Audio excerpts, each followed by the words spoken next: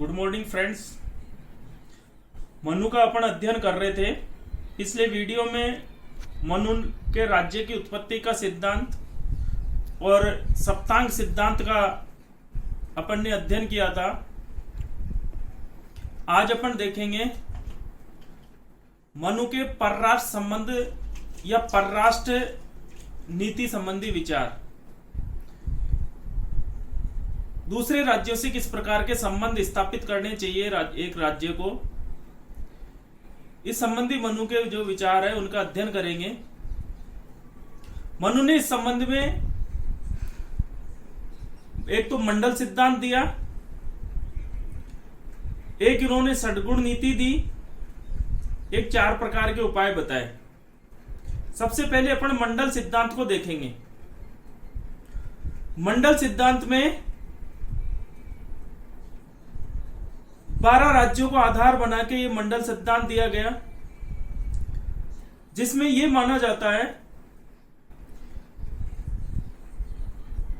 कि एक राज्य का पड़ोसी हमेशा उसका शत्रु होता है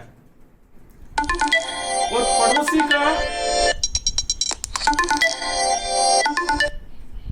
पड़ोसी का जो पड़ोसी होता है, मतलब शत्रु राज्य का जो पड़ोसी होता है वो मित्र होता है। इन 12 राज्यों में केंद्र में तो स्वयं विजिगीषु राज्य हो गया। विजिगीषु के आगे विजिगीषु का शत्रु हो गया अरि। फिर उस अरि के आगे विजिगीषु का मित्र हो गया। उसके बाद में अरि का मित्र हो गया, मतलब विजिगीषु का शत्रु हो गया। फिर मित्र का मित्र हो गया जो कि विजिगीषु का मित्र हो गया। फिर अरि मित्र मित्र हो गया, मतलब पड़ोसी राज्य का मित्र, तो वो विजिगीषु का शत्रु हो गया। पीछे भी पाशनिग्रह पड़ोसी, पीछे का जो शत्रु आक्रांदा, पाशनिग्रह आक्रांदा पड़ो पीछे का पीठ का जो शत्रु है वो पाशनिग्रह, पीठ का जो मित्र है वो आक्रांदा, फिर पाशनिग्रह सार आक्रांदा सार, इसी तरीके से आगे चलता रहता है। और जिसकी सीमा विजिगीषु और में उसका जो शत्रु उन दोनों से लगती है वो उदासीन होता है,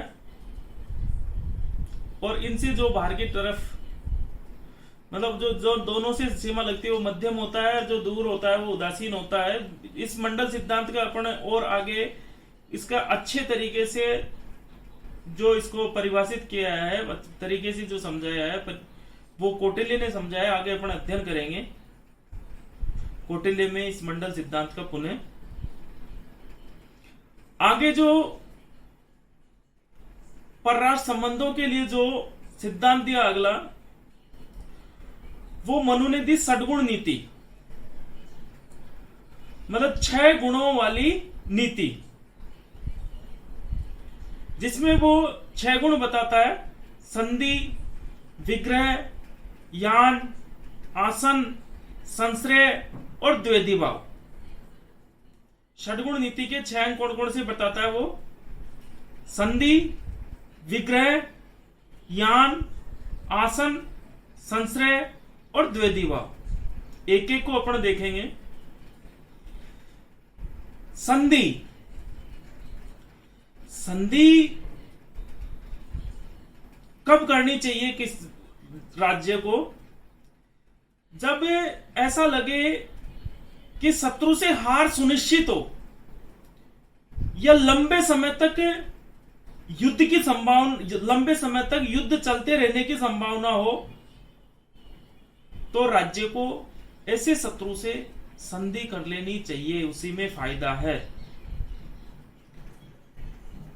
अगर हार सुनिश्चित है और लंबे समय तक युद्ध चलने की संभावना है, तो एक राज्य को शत्रु राज्य से संधि कर लेना ही अच्छा तरीका है। दूसरा है विग्रह। विग्रह युद्ध से पहले की स्थिति है, मतलब सीधा प्रत्यक्ष युद्ध नहीं है, बल्कि दूसरे राज्य में आंतरिक तोड़फोड़ करना और उसे कमजोर करना, या राजकुल में कुल्हे पैदा करना,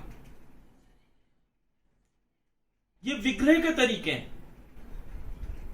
आज जैसे कई राज्य, पाकिस्तान जैसे भारत में अपनी एजेंसी आईएसआई के थ्रू जो आंतरिक तोड़फोड़ करता है या नक्सलवादियों को प्रोत्साहन देता, आतंकवादी भेजता है, ये सब विग्रह का ही तरीका है। तो विग्रह का अर्थ है आंतरिक तोड़फोड़, शत्रु राज्य में आंतरिक तोड़फोड़ करना, उसे कमजोर करना, या राजकुल में आपस में विवाद पैदा कर देना, राजकुमारों को आपस में भिड़ा देना।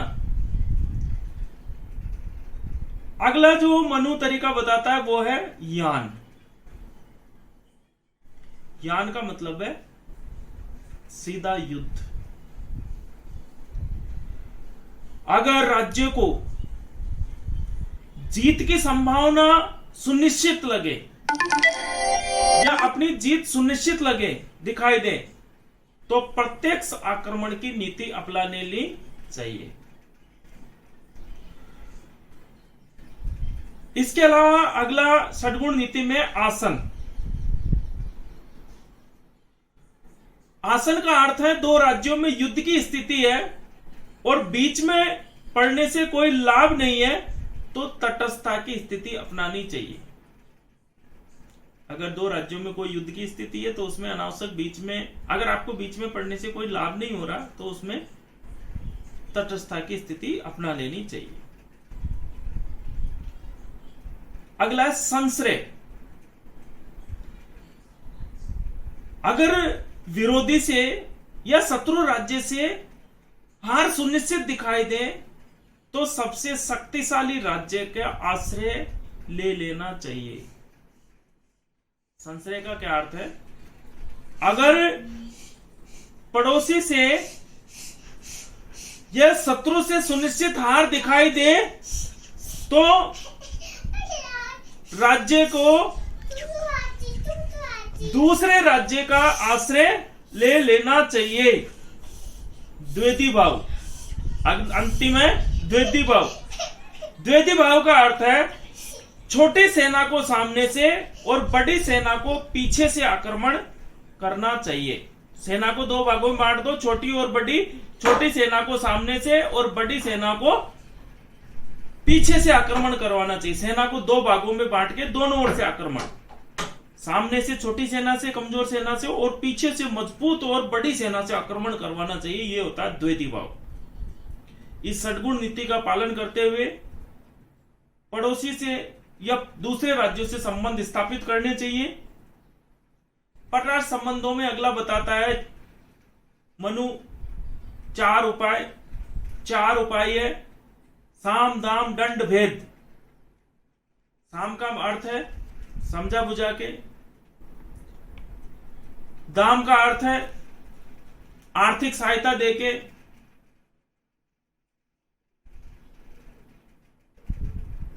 भेद का अर्थ है खुफिया एजेंसी के थ्रू जो काम करते हैं वही, और दंड का अर्थ है अगर फिर भी नहीं माने तो सीधा आक्रमण कर देना चाहिए। तो इस प्रकार से कौटिल्य परराष्ट्र संबंधों की नीति बताता है। छोटा सा एक और है कौटिल्य का कर सिद्धांत या कर नीति। कौटिल्य के क्रांति विचारों में उसकी कर नीति या कर सिद्धांत का भी अपन अध्ययन कर लेते हैं। राज्य व जनता के हितों में समन्वय स्थापित करते हुए कर नीति निर्धारित की जानी चाहिए। मनु कर के चार सिद्धांत बताता है। पहला है लाभ पर कर का सिद्धांत। अगर राज्य की प्रजा कोई ऐसा काम कर रही है जिसमें उसे लाभ हो रहा है तो उस पर राज्य कर ले सकता है, टैक्स ले सकता है। दूसरा, व्यथा मुक्ति का सिद्धांत। व्यथा मुक्ति का सिद्धांत यह है कि जिस प्रकार बछड़ा गाय से तितली फूल से रस लेती है, उसी प्रकार से एक राजा को प्रजा से कर लेना चाहिए। मतलब राजा को न तो जनता के ऊपर करों का इतना भार डालना चाहिए कि करा को जनता को कमर टूट जाए। जैसे बछड़ा और तितली का उदाहरण दिया, उसी तरीके से राज्य को कर लगाने चाहिए। तीसरा, प्रजा रक्षण का सिद्धांत। सेना के आधार पर भी राज्य कर लगा सकता है। चौथा है योजना का सिद्धांत, मतलब विकास का कोई विशेष कार्यक्रम शुरू करके भी उस पर कर लगाया जा सकता है। ये कर नीति थी मनु की। जय हिंद, जय भारत।